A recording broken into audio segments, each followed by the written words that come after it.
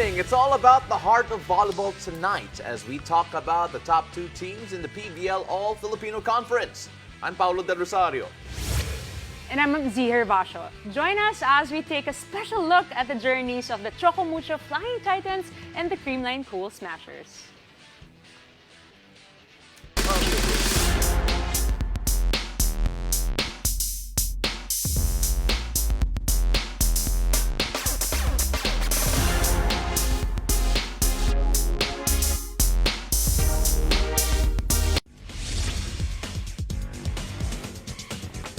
Well, the Creamline Cool Smashers and the Choco Mucho Flying Titans will battle it out in the finals of the PBL All-Filipino Conference. Joining us tonight is volleyball analyst Neil Flores along with Zihir Basho on the big wall over there. All right, Z, I know you want to do that on a regular basis, so I'm going to let you do it. Go ahead. All right, so Neil, thank you for joining us tonight kasi mainit-init na topic ang ating pag-uusapan, the Creamline Cool Smashers and the Choco Mucho Flying Titans in the finals. But before we get into that matchup, let's break down what's been happening with Choco Mucho in this conference mismo. So I just wanted to discuss today the transformation of Choco Mucho. So first of all, I mean, let's get straight to the meat of this transformation, Cici Rondina. I would always, and I think everybody thinks that she is such a good addition to this roster.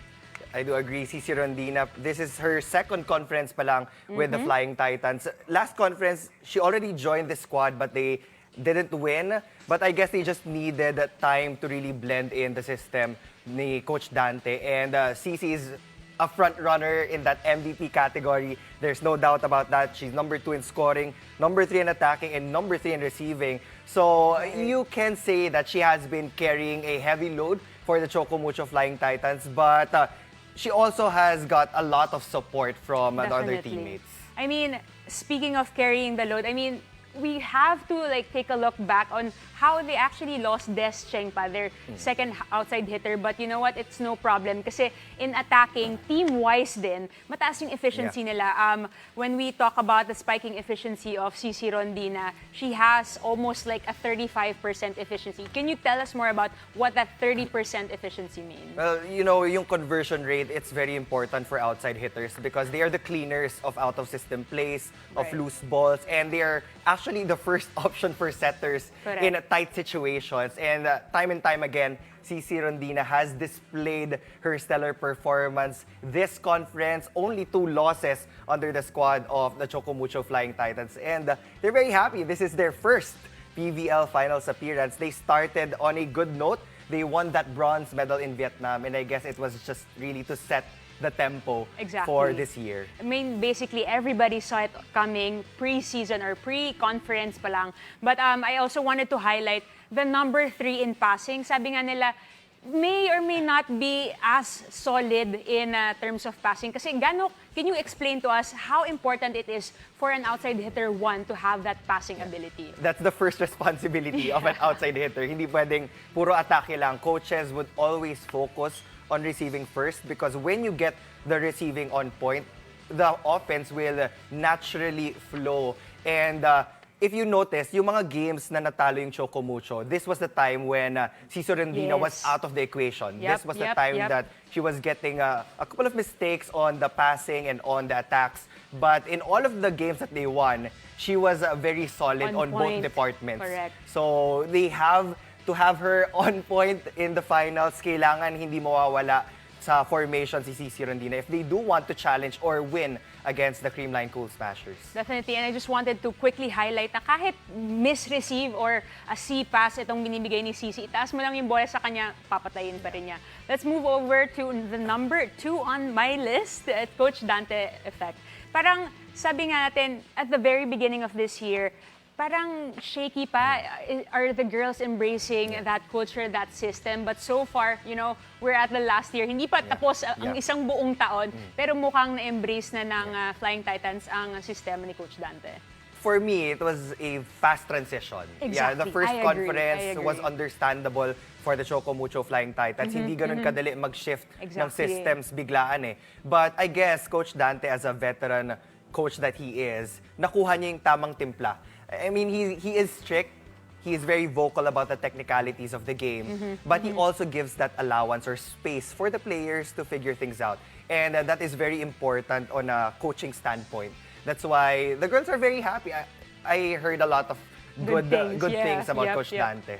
And speaking of fitting it into the system, the third point here that I would like to make is Dina Wong's growth. Yeah. So speaking of the, being that puzzle piece that fits well into the whole picture, Dina, not just like her attitude, but also her skill has definitely improved. Kasi sabi nga natin na, Dina, she has so much growth that she can have all throughout her career. Pero kasi medyo sometimes temperamental and that sometimes gets in the way of that growth. But now, parang kumakalma na siya and she's being that boss lady that she is. I do agree. There were there were a lot of times in the previous conferences that she would default to autopilot. She would always go to Kat Tolentino, being the best attacker on the floor for Choco Mucho. But if we were to give a most improved award, I would definitely give it to Dina Wong. From those loop high sets, from the better distribution that we're seeing on the floor right now, it is no surprise that she is leading in the setting category. And I guess there is so much to prove. Para lang sa sarili niya. It's not to prove anything to the supporters or the fans, but to herself that she can deliver good sets, quality sets, even in out-of-system plays. And I think it's not necessarily a good set, but yung connection niya with her spikers. I remember so well na, yun nga, as you mentioned kanina, usually she just throws it to the pins, but now, like last night when I covered their game, talaga na-activate din niya yung mga middles niya. And to add to the setting skill, it's the defense. It's right there for Dina Wong. Well, Neil, don't go anywhere because later on we'll break down the matchup. Pao? Absolutely. We're going to break it down. Neil is never going to sit down this entire show because we're going to break down every facet of this final series. After the break, we'll take a look at the other side of the series as we dive deep into the Creamline Cool Smashers run this conference. Stay tuned. You're watching The Game.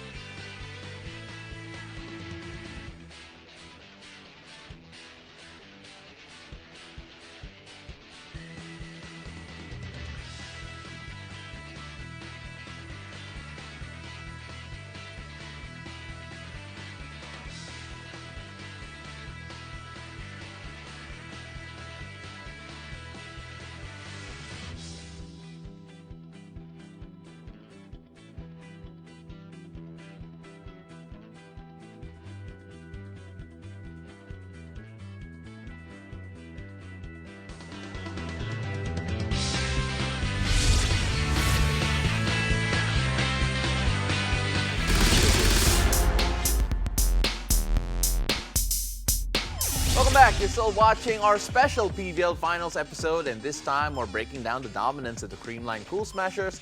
And Z Herbacio and volleyball analyst Neil Flores are still at the board here. Z not being Vanna White for this segment, but please do go on. Creamline up on deck. All right, so earlier we talked about Choco Mucho. This time we'll talk about the Cool Smashers, starting with how they have been such a dominant force in this conference, or ever since they've joined the PVL. So to break it down, we have Neil Flores today. So Neil, talk about the dominance of this squad. First point for me that was very obvious this conference was the utility of the bench. It was really used, like every player was used in this rotation because there were a couple of seasons na yung Creamline, they just stuck it out with the starting six. Not a lot of substitutions, or they would do their substitutions pag sure na panalo na sila.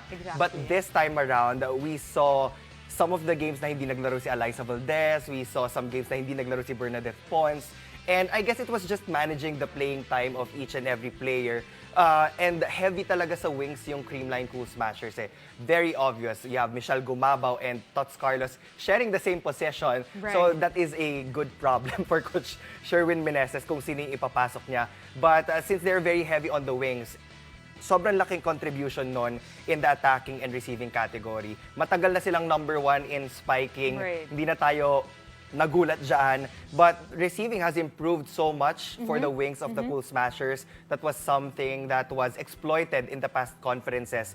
The servers would target Eliza, they would target Tots. But right now, you would see these players very confident on the pass. So nagfo-flow lang talaga naturally yung offense ng Creamline.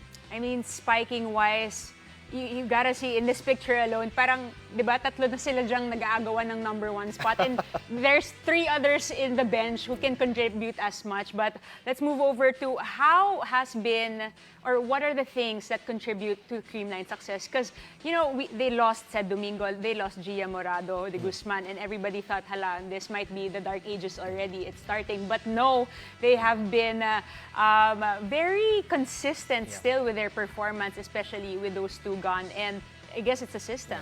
Yeah, it's really the system. Kyle Negrito has a similar play style with Gia de Guzman. So, hindi ako kinabahan personally for Creamline because I knew that Kyle Negrito was always ready to take up that first setter space. Siyempre, Gia de Guzman is the gold standard of setting, so mahirap nga naman makipagpalitan. But now, she is number 2 in setting with a 4.88 average. And one of the other facets of her game is that she's a heavy server, she can block, and she can defend well. And these are the main points of setters. I mean, they can't score as much compared to the wings. And you mentioned kanina na nawala ngayon dalawang starters nila. With the addition of wings, kumbaga nag-load up sila dun sa possession para hindi na mapansin siguro yung mga nawalang players. And Risa Sato has been a starter din naman for the Cool Smashers. She's no stranger to this starting 6. So it wasn't a difficult transition really for the Cool Smashers. Is setting something that you're looking forward to on the finals? Yes, the number 1 setter going up against the number 2 setter. Both of them distribute the balls well. A while ago, we talked about Dina Wong. Nakita ko nga yung stat sheet ng Choco Mucho. 5 players scored in double digits, which was surprising to me kasi kadalasan 1 or 2 wings lang eh. But for Kyle Negrito, she has that luxury of setting heavy-handed attackers. I mean, kahit kanina iba to, she's very confident that they can convert on the first pass or even in long rallies. So itong rotation ng Creamline with the setting of Kyle Negrito, it's really built to last. And speaking of having stacked pin hitters, itong pin hitter na to used to be a pin hitter, transition to being a libero. Ella De Jesus, you wanted to mention her today? Yeah, she was very stable in the times that she got playing time. This is the conference na masasabi ko, ang daming playing time ni Ella. There were times na pag na-off si Kyle Negrito, that's the only time na ipapasok siya ni Coach Sherwin Meneses. But again, I mentioned earlier that the utility of the bench, the depth really saved the Creamline squad. And kung titingnan natin, importante yung bench kasi the longevity of a club team is very important. If you want to build a long-lasting system or a long-lasting program in the PVL, kailangan hindi mo masyadong papagurin yung first 6 all throughout. Kasi you got these second stringers for a reason. And right now, we're seeing the full force of Creamline. And that is scary. I mean, that's a good point kasi especially in this conference na nagsimula tayo, there are 12 teams. So, and with the format na 11 elimination games and then best of 3 semis and then another series for the championship. So it's really longevity. And how do you see Creamline, say, in the next 3 years? they will still be a dominant force, definitely. And every conference na nakikita natin, nadadagdagan ng talent itong Creamline Cool Smashers. So, they have their plans, and for sure, they want to stay on top. But they will be facing their sister team, a team that is peaking at the right time. So, they have to watch their backs as well. All right, so is there any other thing, Neil, that would make them really stand out in the finals? They just really need to lessen their errors. We've Okay. said this so many times. They always control the attacking department. Yes. They have that edge in serving, also in receiving. But na-eclipse yun sometimes with the errors that they register in every set. And that is a make or break, I guess, lalo na sa finals. You have to be able to play it clean against Choco Mucho. And the timing of those errors Yeah. as well is very crucial. So thank you so much, Neil. Okay, after this na talaga pag-uusapan na natin yung matchup. Tama ba, Pao? Tama yan, because game 1, obviously, everyone's excited for it. Everyone is trying to get tickets for it. I don't have one. Neil has them. Please message him. We're wrapping up our special PVL Finals preview with what to expect in game 1 of the opening tip between Creamline and Choco Mucho. Stay tuned. You're watching The Game.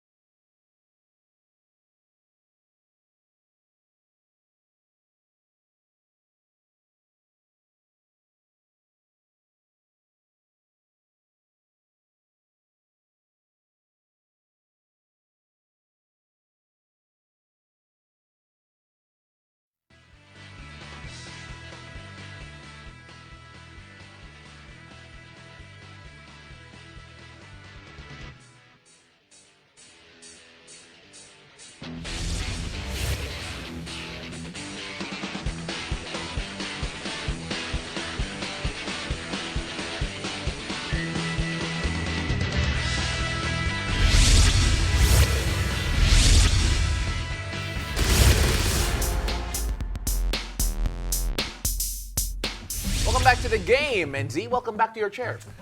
Now, let's cap off this PVL Final special with the most important piece of the puzzle. What to expect in game number 1 of the Sweet Sweet Finals.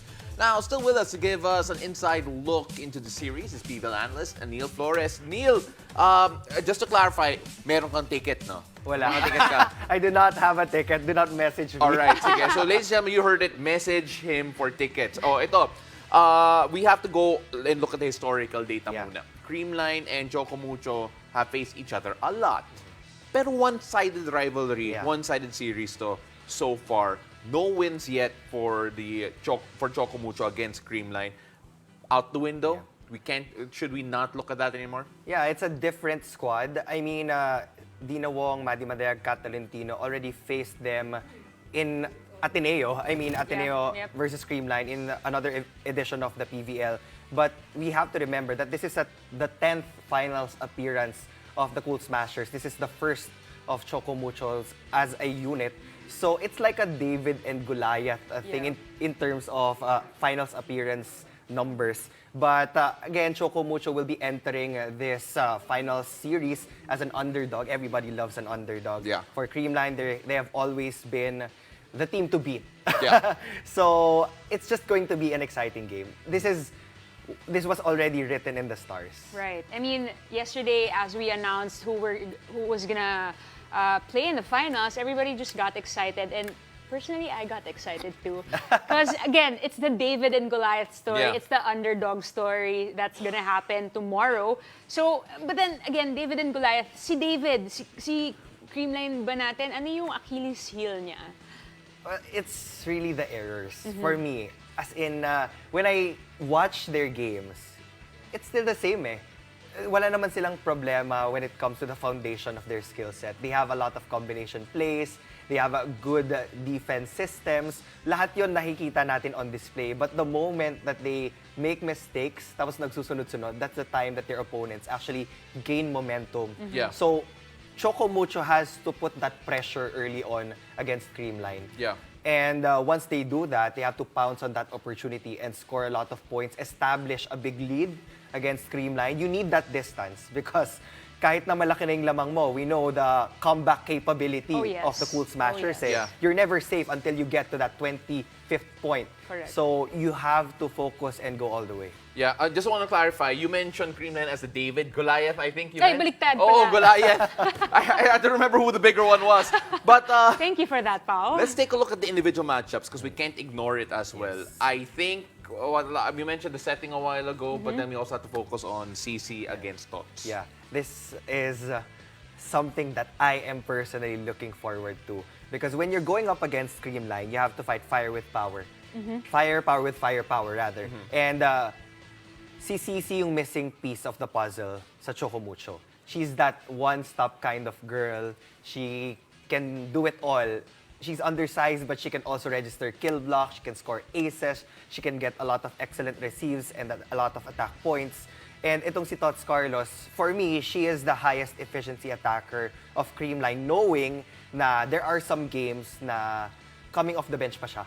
Yep. Tapos siya pa yung pinakamataas yung porsyento. So it's going to be CC versus Tots on the scoring sheet for sure. And let's see kung sino yung aangat between the two of them. Definitely like a canon versus canon thing, Yeah. diba? These two. But okay, last question. I'm sure one thing that everybody's so excited about, basically, sila yan eh, yung mga fans. Yeah. Actually, sila talaga yung panalo. I mean, Oo. the fans of the sister teams, they've been there through the highs and the lows, especially for Choco Mucho. They've been in the 7th place for how many seasons, pero nandyan pa rin yung supporters. So this is the reason why they do what they do. It's because of the fans. So Dino was expressing how thankful she was and how grateful she was yesterday, di ba, as the player of the game, to all of the supporters. And morning pa nga lang ata, nahihirapan na yung mga tao to Oh, yeah. get tickets. Yeah, yeah. Except for Neil. Neil, the real deal Flores, might have a ticket for you. Just message him on social media. But of course, everyone can catch the matchup tomorrow at 6 p.m. at the Mall of Asia Arena, Creamline versus Choco Mucho. We can't wait to see all your faces there. And of course, if you can't catch them, do catch it on all our channels and all our networks as well. Neil, maraming salamat. Really appreciate you. Thank you so much.